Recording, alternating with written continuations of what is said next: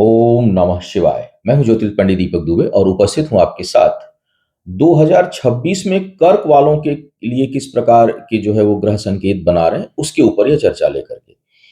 कर्क जो है वो बड़ी संवेदनशील राशि मानी जाती है। 2026 में जो प्रमुख ग्रह हैं उनका क्या संभावित प्रभाव है, इस पर हम लोग बात अभी करेंगे। ये जो नए दर्शक हैं वो ध्यान दें कि जो मेरा यह राशिफल है यह लग्न राशि पर आधारित है, अर्थात आपका जन्म यदि कर्क लग्न में है तो उसको आधार मान करके आप देखा करें। चंद्र राशि, नामाक्षर या सूर्य राशि इत्यादि को आधार ना माने, बल्कि अपनी लग्न राशि को आधार माने। दूसरा, यह बेहद सामान्य होता है। आप हमेशा ये ध्यान रखा करिए कि जो भी राशिफल है वह सामान्य ही है, क्योंकि सिर्फ गोचर को ध्यान में रखते हुए बात की जाती है। आपकी अपनी कुंडली में, स्थायी कुंडली में ग्रहों की क्या स्थिति है, दशा अंतर प्रत्यंतर क्या चल रहा है, ये सब बहुत ज्यादा जो है वो मायने रखता है। इसलिए राशिफल हमेशा सामान्य होता है, बेहद सामान्य होता है। और आपको चाहिए कि जब कोई अगर विशेष परिस्थिति हो तो आप अपनी कुंडली का विश्लेषण कराएं, उसके बाद किसी निष्कर्ष पर पहुंचें। जो लोग मुझसे परामर्श लेना चाहते हैं, मेरी वेबसाइट astrotips.in है, उसके माध्यम से आप मुझसे परामर्श ले सकते हैं। तो अब कर्क वालों के लिए बात किया जाए कि भाई कर्क वालों के लिए यह जो यह वर्ष रहने वाला है 2026, वो एक मोटा मोटी किस प्रकार का संकेत दे रहा है, किस क्षेत्रों में सावधानी थोड़ी रखनी है, कौन सा क्षेत्र आपके लिए मजबूत है, इस पर बात करते हैं। 2026 अगर कर्क वालों के लिए देखूं तो ये दो प्रमुख चुनौतियां आपके सामने रखने वाला है, या दो प्रमुख चुनौतियों से आपको जूझना पड़ सकता है। पहला है स्वास्थ्य और दूसरा है धन। धन संबंधी, विशेष करके धन के बचत को लेकर के काफी उठापटक, उतार चढ़ाव की संभावना यह वर्ष आपके लिए बनाएगा। तो निवेश सोच समझ कर करना है। कोई अति उत्साह में आर्थिक बड़े फैसले नहीं लेने हैं, क्योंकि हानि के चांसेस अधिक हैं, लाभ के चांसेस कम हैं, और बचत भी प्रभावित हो इसकी संभावना भी यह वर्ष आपके लिए बनाएगा। व्यापारी वर्ग के लिए जो है वो थोड़ी बहुत राहत रहेगी, लेकिन नौकरी पेशा वाले थोड़े अधिक परेशान इस वर्ष में हो सकते हैं, इस चीज का आप ध्यान रखें। प्रारंभ में, वर्ष का जब प्रारंभ है उसमें स्थान परिवर्तन की संभावना बनेगी, या जिन लोगों के लिए बन रही हो उसमें आप आगे बढ़ सकते हैं, क्योंकि इससे आपका कुछ हद तक भाग्योदय होगा या होने की संभावना बनेगी, ताकि उससे कुछ आपके उन्नति में जो है वो यह सहयोगी होगा। तो स्थान परिवर्तन का अगर आपको चांस मिल रहा है या होने की संभावना है, या आप खुद से करना चाहते हैं, तो वो आपके लिए थोड़ा उन्नति देने वाला होगा, विशेष करके प्रारंभ का हिस्सा। शिक्षा प्रतियोगिता की अगर मैं बात करूं तो जो शिक्षार्थी हैं उनके लिए यह वर्ष विशेष सफलता देने वाला है। उसमें आपको अच्छी सफलता प्राप्त हो, इसके लिए यह वर्ष आपके अनुकूल है।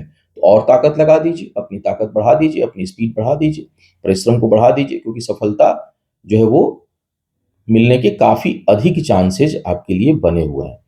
बहुत से लोगों के लिए जो मैच्योर हैं, जो बेसिक शिक्षा पूरी करके अपने जीवन के मध्य आयु व उससे आगे हैं, उनके लिए आध्यात्मिक ज्ञान में भी वृद्धि होगी। स्पिरिचुअलिटी की तरफ आपका रुझान होगा, उधर आपकी रुचि बढ़ेगी, और वो आपको सहजता से प्राप्त भी होगा। तो इस दृष्टिकोण से भी काफी अच्छा दिखाई दे रहा है। विवाह के लिए अगर मैं देखूं तो यह वर्ष आपके लिए उपयुक्त है। मतलब जो लोग अविवाहित हैं उनके लिए विवाह का अवसर यह वर्ष बना रहा है, विवाह आपका हो सकता है, होने की संभावना अच्छी दिखाई दे रही है। लेकिन उसमें असंतुष्टि का बोध रहेगा। कई बार होता है कि हम विवाह करते हैं लेकिन उसमें मन माफिक चीजें मेरे नहीं होती। हम किसी परिस्थिति के शिकार होकर के, दबाव के शिकार होकर के, या जो भी, मतलब ऐसी ऐसी स्थितियां आती हैं कि हम विवाह तो कर लेते हैं लेकिन हम उसमें असंतुष्ट रहते हैं। तो इसकी संभावना है कि विवाह हो लेकिन उसमें असंतुष्टि का बोध रहे, या बिना इच्छा के हम फैसला लें, इस प्रकार का योग, या क्षणिक आवेश में आकर के हम चीजों को करें और बाद में उसमें असंतुष्टि महसूस हो, इस तरह का योग विवाह के दृष्टिकोण से बन रहा है। संतान प्राप्ति के लिए जो लोग प्रयास कर रहे हैं या इस वर्ष संतान चाहते हैं, उनके लिए यह वर्ष बहुत सहयोगी है। अब स्थायी कुंडली में ही कोई पितृदोष ना हो, पंचम भाव बेहद खराब ना हो, नाड़ी दोष ना हो, वो एक अलग विषय है। उसके लिए जो है वो देख करके क्या उसका उपचार हो सकता है, प्रयास किया जा सकता है, वो अलग विषय है। लेकिन फिलहाल इस वर्ष की अगर मैं बात करूं तो यह संतान प्राप्ति के लिए अनुकूल अवसर आपको दे रहा है, इसकी संभावना है। तो जो लोग भी संतान प्राप्ति के इच्छुक हैं, वो उनके लिए यह वर्ष सहयोगी है, इसका लाभ आप उठा सकते हैं। और संतान से मन प्रसन्न भी रहेगा। मतलब जो लोग प्राप्त जिनकी संतानें हैं, उनके उसके लिए भी यह उपलब्धि का संकेत दे रहा है। बाकी एक्चुअल कुंडली तो बच्चे की क्या स्थिति है वो अलग विषय है, लेकिन कम से कम आपकी कुंडली ये दिखा रही है कि संतान के कारण आपका मन प्रसन्न रहे और शांति रहे। कोर्ट कचहरी के मामलों में जिनके वाद विवाद चल रहे हैं, उनके लिए सफलता का अच्छा अवसर यह वर्ष दिखा रहा है, अच्छा योग बना रहा है।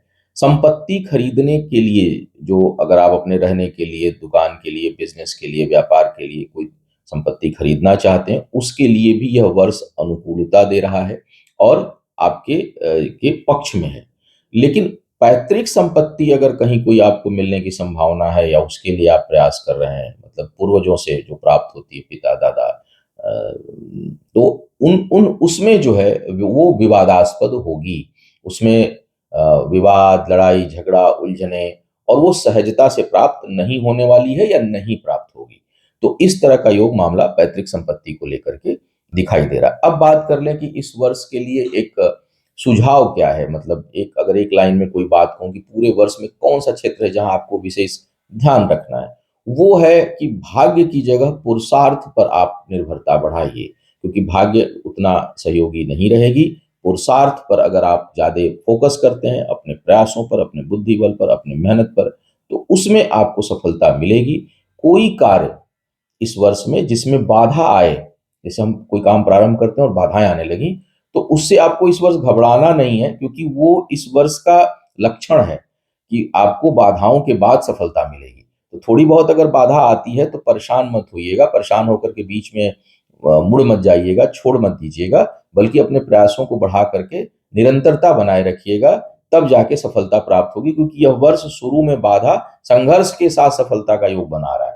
तो सुझाव ये है कि कहीं छोटी मोटी बाधा आए तो मुड़ मत जाइएगा, छोड़ मत दीजिएगा। अब बात करते हैं कि इस वर्ष में मुख्य रूप से उपचार आपको क्या करना है। हनुमान जी के पीछे पड़ जाइए, उनके उनका उनका हाथ मत छोड़िए, उनके पीछे लगे रहिए। और विष्णु सहस्त्र नाम का पाठ भी अगर आप कर सकें, थोड़ा लंबा हो जाता है तो विष्णु सहस्त्र नाम का जो है वो पाठ कर सकते हैं। तो अगर ये संभव हो, ज्यादा जिन लोगों को हो समस्या, वो विष्णु सहस्त्र नाम का अनुष्ठान ही करवा दें, पाठ ही करवा दें कहीं जो है वो अच्छे से।